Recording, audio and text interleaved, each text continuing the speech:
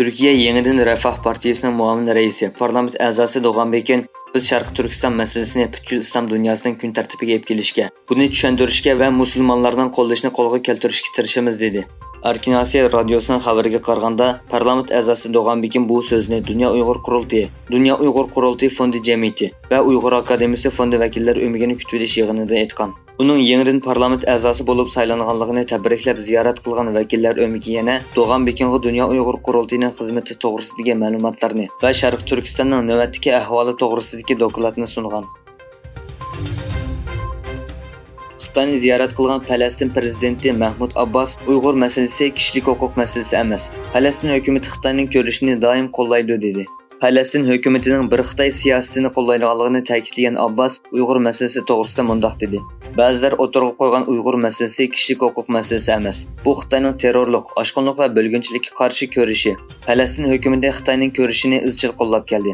Falastin azaldan Xitoyga ishonib kelgan. Biz Xitoyning mangu adolatli bo'ladiganligiga ishonamiz.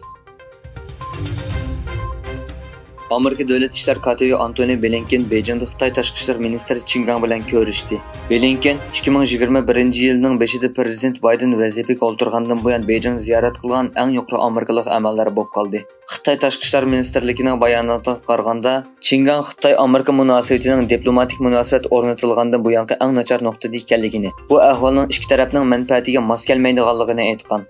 Amerika Davlat ishlar katibatligining bayonotida ministr Blinkenning xato masalalar va hisoblarning oldini olish uchun o'xshamagan masalalar va diplomatiyada aloqa yo'llarini ochiq qilishning muhimligini o'ttirg'a qo'ygan. Kanadaning muavin bosh ministri va moliya ministri Chrystia Freeland Xitoyga joylashgan Osiyo ul aslaha mablag' solish bankasi bilan hamkorlikni to'xtatganligini e'lon qildi.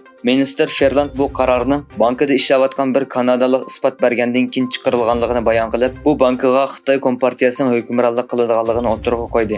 Xitoy bankasi bo'lsa bu ayblashni asossiz va kishini afsuslantirdi deb tasvirladi. Amerikaning 2024-yildagi prezident saylamiga kandidat bo'lgan sobiq muavin prezident Mike Pence Amerika sobiq prezidenti Donald Trumpning sotlanishining dunyoga qo'rqinchli uchrayotganligini o'ttirg'a qo'ydi. Pence NBC xabarlarining bir programmasiga qatnashganda Trumpga qartilgan aybnomani Amerikaning ikki qutblashgan siyosatini texnik parchalash uchun xizmat qilgan deb baholadi.